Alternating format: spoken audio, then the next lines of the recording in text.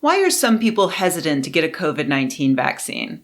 Obviously, there are going to be a million different reasons, just like there are a million different reasons why some people don't want to get any other kind of vaccine. But of course, if we can identify groups of people who all share a similar viewpoint, we can take efforts to address that state of mind in the hope of convincing as many people as possible to get vaccinated. One such group of people is Black people. A lot of people in the mainstream press, at least, are very concerned that African Americans as a whole are hesitant to get the vaccine based on surveys like this Pew Research poll that found that only 42% of Black Americans said that they would get a vaccine, compared to about 60% for whites and Hispanics as well, and about 80% for English-speaking Asian Americans. There are a few problems with this, though. One issue is that I said groups that all share a certain viewpoint, and just saying Black people isn't particularly helpful. If I said white people are hesitant to get the vaccine, you would probably have some questions because you'd understand that that is not a homogenous group. They're individuals. We need to narrow it down a little if we want to do anything about it. And honestly, any additional qualifier would help. Are we talking about suburban Black people, educated Black people who are super into anime? Literally, like, anything would help us here. Second of all, that Pew poll was conducted in November of 2020. And the question asked was, would you definitely or probably get a vaccine for COVID-19 if one were available today? Can we remember that far back? I know, like, it's with the pandemic, it's hard. Time is hard. But, if you can put yourself back to November of 2020, I had just made a video a month prior to that about how I would be super skeptical of a vaccine that was rushed out before the 2020 election. And I'm a middle-class white person. I would be skeptical as hell if I were one of the races that had just spent the past 4 years being targeted and denigrated by my white supremacist government. Like, I know the pandemic has made time all weird, but we had actual Nazis in the government back then. Like, we still do, but we did then too.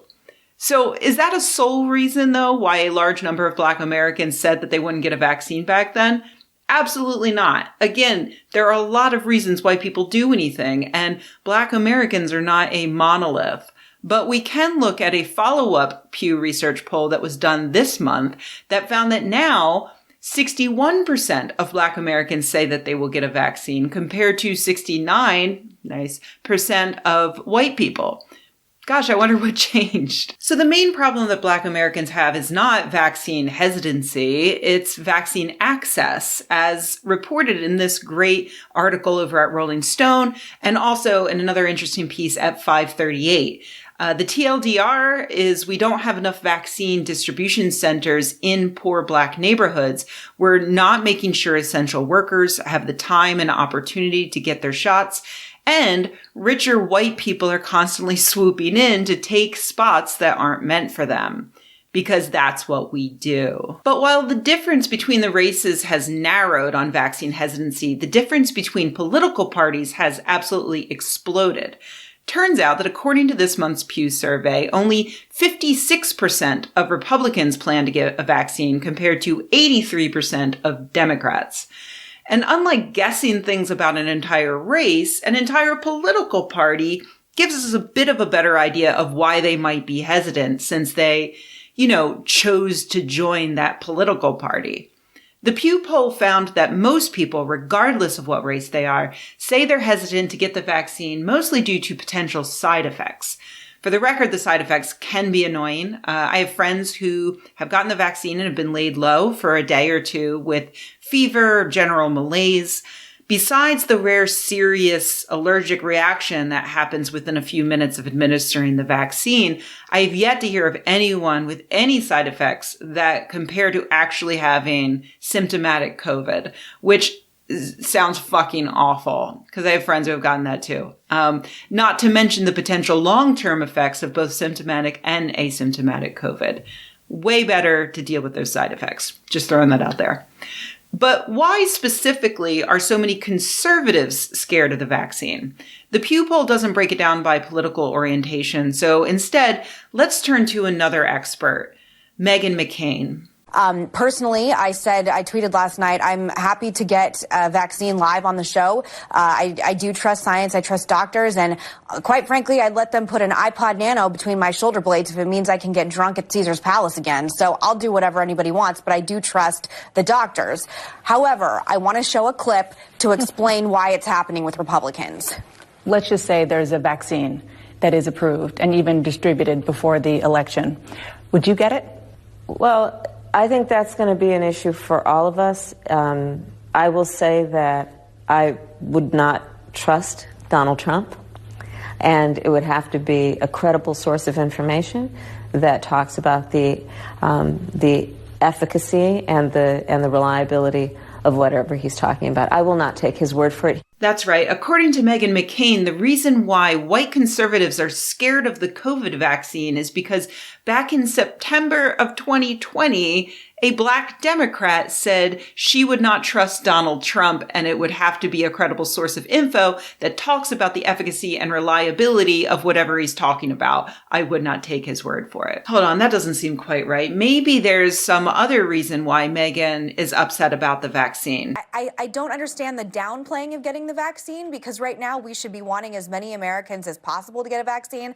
The fact that I, Meghan McCain, co-host of The View, I don't know when or how I will be able to get a vaccine, because the rollout for my age range and my health is so nebulous. I have no idea when and how I can get it. Oh, right. It's because Meghan, a rich white woman, can't skip the line. Womp womp.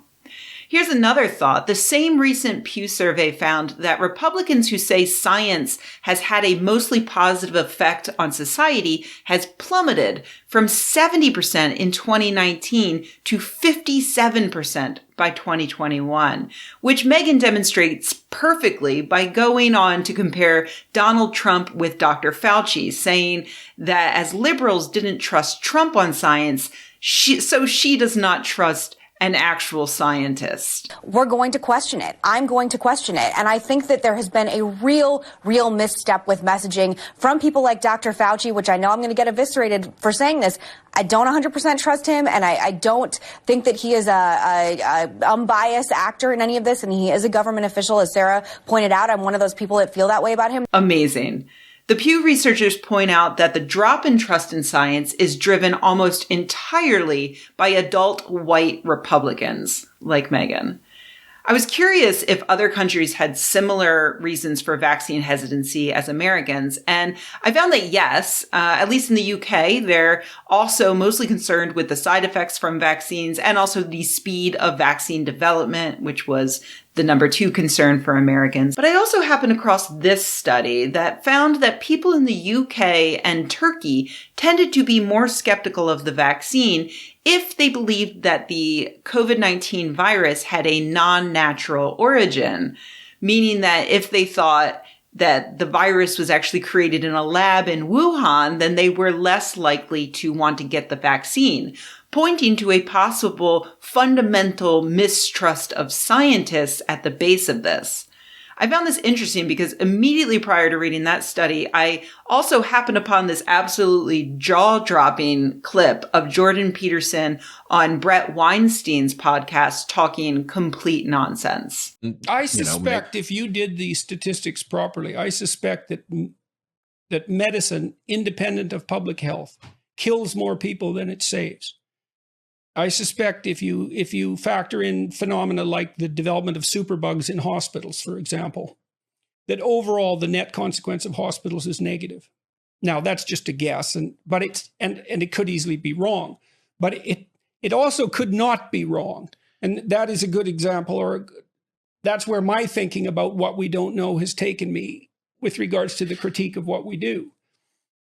The fact that it's even plausible is a stunning. Well, medical error is the third leading cause of death. Yep. And that doesn't take into account the generation of superbugs, for example. The generation of superbugs, or, if you're thinking broadly about it, let's I don't know where you stand on this issue, but I have been tracking the lab leak hypothesis for COVID, and it is very distressing to me that as much as it's an unsettled question, the evidence for the lab leak gets stronger over time. All of the competing hypotheses fall one by one and are replaced by some alternative that hasn't yet been falsified. But that's very ominous to me. And if this is the case, if this was a bug that was modified in the lab through gain-of-function research and escaped, then you have to add that to the balance sheet with respect to the costs of medical errors, because it looks like if this was an escapee from the Wuhan lab, that it was an escapee from experiments designed to create a vaccine to protect us from future coronaviruses. So we can't say that with specificity, but if we look at the circumstantial evidence of what was being studied, how it was being studied, and what the likely purpose of those investigations were, then this is, the mother of all self-inflicted wounds, and it is downstream of naive thinking about the cost-benefit ratio of enhancing the infectivity of viruses. Like, first of all, no, Jordan Peterson, medicine has not killed more people than it's saved, you fucking peanut brain. But second of all, I could have sworn that Weinstein was one of the intellectual dark web losers who was actually smart enough to try to distance himself from the rest of these jabronis. But I guess not, because that dude just casually mentioned that he thinks COVID-19 was created in a lab. Adam Rutherford over on Twitter links to a few good resources that explain why the majority of scientists do not believe the virus was created in a lab, because it looks and behaves exactly the way that they would expect a natural coronavirus mutation to behave. But there you have it in real time. Put that next to last month's announcement from Joe Rogan that he's scared of the vaccine, and also more bullshit from Fox News. So all of this should prompt some pretty tough questions for our public health experts in this country. And one of those questions is, how effective is this coronavirus vaccine? How necessary is it to take the vaccine? Don't dismiss those questions from anti-vaxxers. Don't kick people off social media for asking them. Answer the questions. And now we're getting really close to drilling down on why one significant group, white conservatives, are really avoiding getting vaccinated, because even their intellectual tastemakers are blissfully ignorant and terrified of science.